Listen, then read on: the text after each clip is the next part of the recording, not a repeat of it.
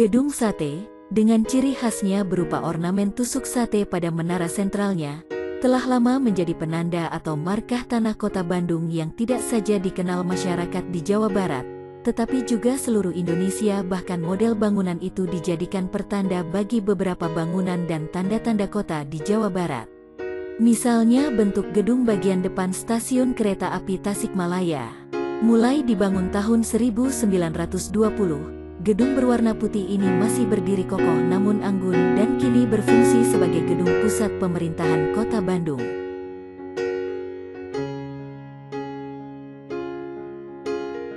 Gedung sate yang pada masa Hindia Belanda itu disebut Gouvernementsbedrijven, GB. Peletakan batu pertama dilakukan oleh Johanna Catharina Coops, putri sulung wali kota Bandung, Bertus Coops dan Petronella Roelofsen, mewakili Gubernur Jenderal di Batavia, J.P. Graaf van Limburg Stirum pada tanggal 27 Juli tahun 1920, merupakan hasil perencanaan sebuah tim yang terdiri dari Ir J. Gerber, arsitek muda kenamaan lulusan Fakultas Teknik Delft Nederland, Ir. De Roo dan Ir G. Hendricks serta pihak Gemeente van Bandung diketuai Col. Pur.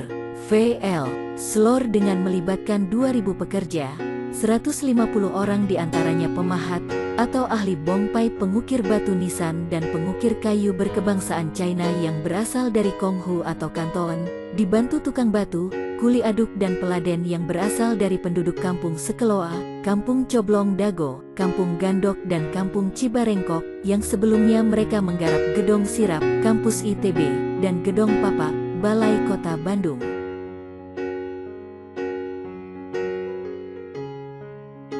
Selama kurun waktu 4 tahun pada bulan September tahun 1924 berhasil diselesaikan pembangunan induk bangunan utama Gouvernementsbedrijven, termasuk kantor pusat PTT, pos, telepon dan telegraf, dan perpustakaan.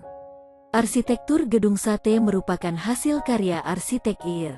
J. Gerber dan kelompoknya yang tidak terlepas dari masukan maestro arsitek Belanda Dr. Hendrik Petrus Berlage, yang bernuansakan wajah arsitektur tradisional Nusantara. Banyak kalangan arsitek dan ahli bangunan menyatakan gedung sate adalah bangunan monumental yang anggun mempesona dengan gaya arsitektur unik mengarah kepada bentuk gaya arsitektur Indo-Eropa, Indo-European arsitektur stigel, sehingga tidak mustahil bila keanggunan Candi Borobudur ikut mewarnai gedung sate.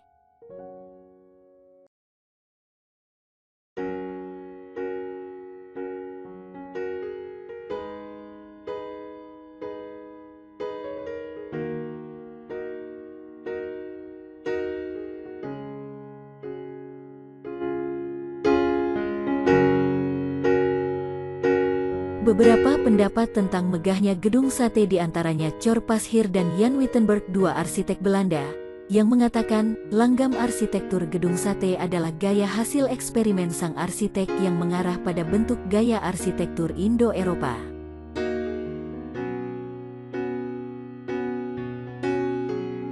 D. Ruhel dalam bukunya Bandung en haar Hoogvlakte 1952, gedung sate adalah bangunan terindah di Indonesia.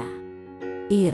H.P. Berlage, sewaktu kunjungan ke gedung sate April tahun 1923, menyatakan gedung sate adalah suatu karya arsitektur besar, yang berhasil memadukan langgam timur dan barat secara harmonis. Seperti halnya gaya arsitektur Italia pada masa Renaissance, terutama pada bangunan sayap timur. Sedangkan menara bertingkat di tengah bangunan mirip atap Meru atau pagoda. Masih banyak lagi pendapat arsitek Indonesia yang menyatakan kemegahan gedung sate, misalnya Slamet Wirasonjaya dan Ir. Harnyoto Kunto.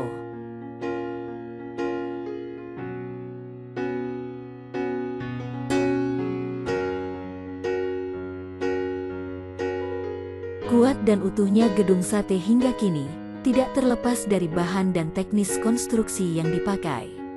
Dinding gedung sate terbuat dari kepingan batu ukuran besar, 1 tanda kali 1 tanda kali 2 meter, yang diambil dari kawasan perbukitan batu di Bandung Timur sekitar Arca Manik dan Gunung Manglayang.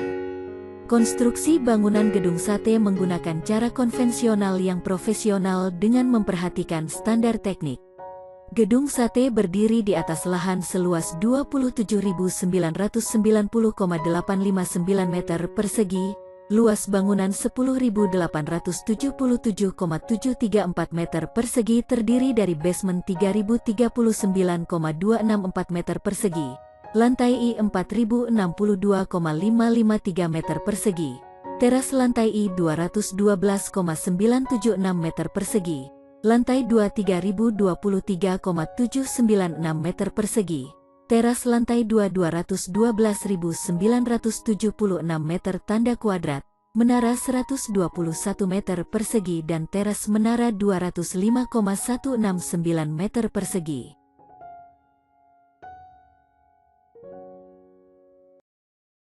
Gerber sendiri memadukan beberapa aliran arsitektur ke dalam rancangannya. Untuk jendela, Gerber mengambil tema Moor Spanyol, sedangkan untuk bangunannya adalah Renaissance Italia. Khusus untuk menara, Gerber memasukkan aliran Asia, yaitu gaya atap pura Bali atau pagoda di Thailand. Di puncaknya terdapat tusuk sate dengan 6 buah ornamen sate, versi lain menyebutkan jambu air atau melati, yang melambangkan 6 juta gulden, jumlah biaya yang digunakan untuk membangun gedung sate. Ornamen yang terbuat dari batu, terletak di atas pintu utama gedung sate, sering dikaitkan dengan Candi Borobudur karena bentuknya yang serupa.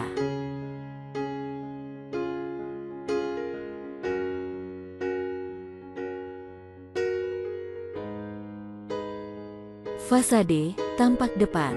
Gedung sate ternyata sangat diperhitungkan. Dengan mengikuti sumbu poros utara-selatan, yang juga diterapkan di Gedung Pakuan, yang menghadap Gunung Malabar di selatan, gedung sate justru sengaja dibangun menghadap Gunung Tangkuban Perahu di sebelah utara.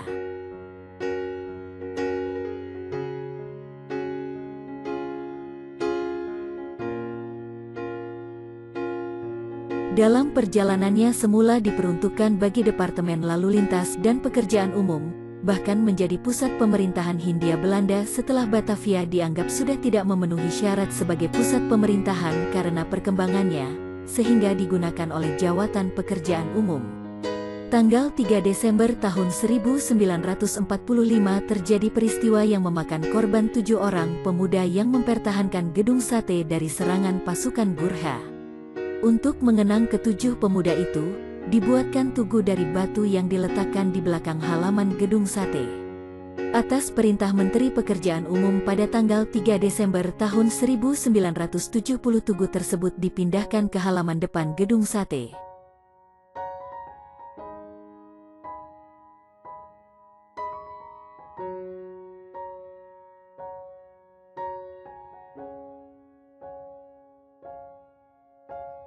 Gedung Sate sejak tahun 1980 dikenal dengan sebutan Kantor Gubernur karena sebagai pusat kegiatan pemerintah Provinsi Jawa Barat, yang sebelumnya pemerintahan Provinsi Jawa Barat menempati Gedung Kertamukti di Jalan Braga, Bandung.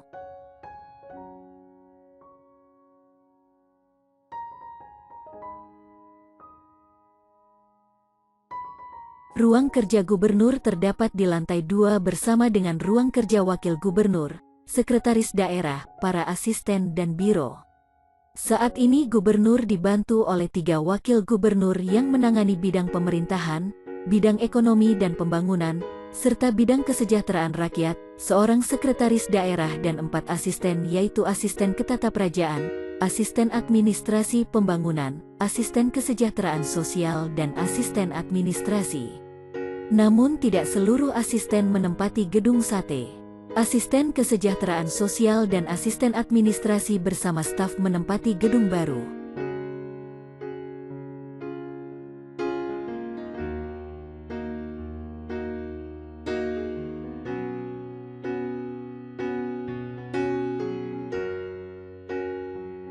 Di bagian timur dan barat terdapat 2 ruang besar yang akan mengingatkan pada ruang dansa, ballroom, yang sering terdapat pada bangunan masyarakat Eropa. Ruangan ini lebih sering dikenal dengan sebutan Aula Barat dan Aula Timur, sering digunakan kegiatan resmi. Di sekeliling kedua aula ini terdapat ruangan-ruangan yang ditempati beberapa biro dengan stafnya.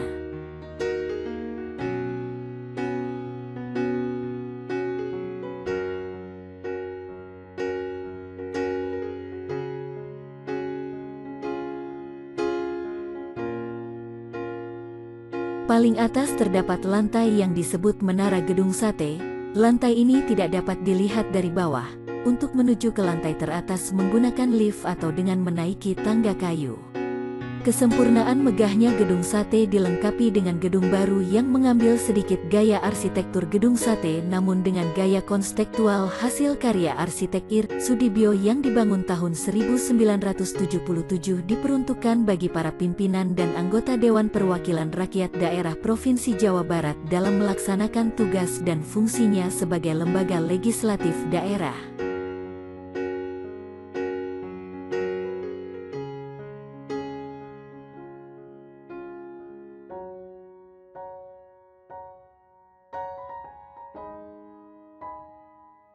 Gedung Sate telah menjadi salah satu tujuan objek wisata di Kota Bandung. Khusus wisatawan mancanegara, banyak dari mereka yang sengaja berkunjung karena memiliki keterkaitan emosi maupun histori pada gedung ini. Keterkaitan emosi dan histori ini mungkin akan terasa lebih lengkap bila menaiki anak tangga satu persatu yang tersedia menuju Menara Gedung Sate. Ada 6 tangga yang harus dilalui dengan masing-masing 10 anak tangga yang harus dinaiki.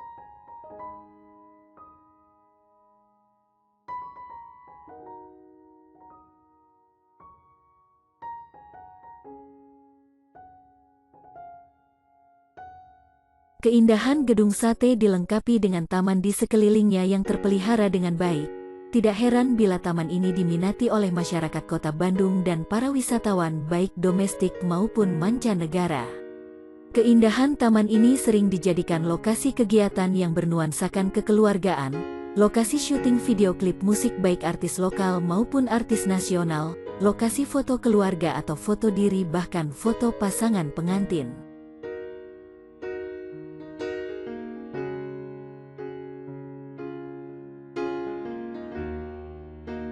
Khusus pada hari Minggu, lingkungan halaman Gedung Sate dijadikan pilihan tempat sebagian besar masyarakat untuk bersantai, sekadar duduk-duduk menikmati udara segar Kota Bandung atau berolahraga ringan. Membandingkan Gedung Sate dengan bangunan-bangunan pusat pemerintahan, Capitol Building, di banyak ibu kota negara sepertinya tidak berlebihan. Persamaannya semua dibangun di tengah kompleks hijau dengan menara sentral yang megah. Terlebih dari segi letak Gedung Sate serta lanskapnya yang relatif mirip dengan Gedung Putih di Washington, D.C., Amerika Serikat. Dapat dikatakan Gedung Sate adalah Gedung Putihnya Kota Bandung.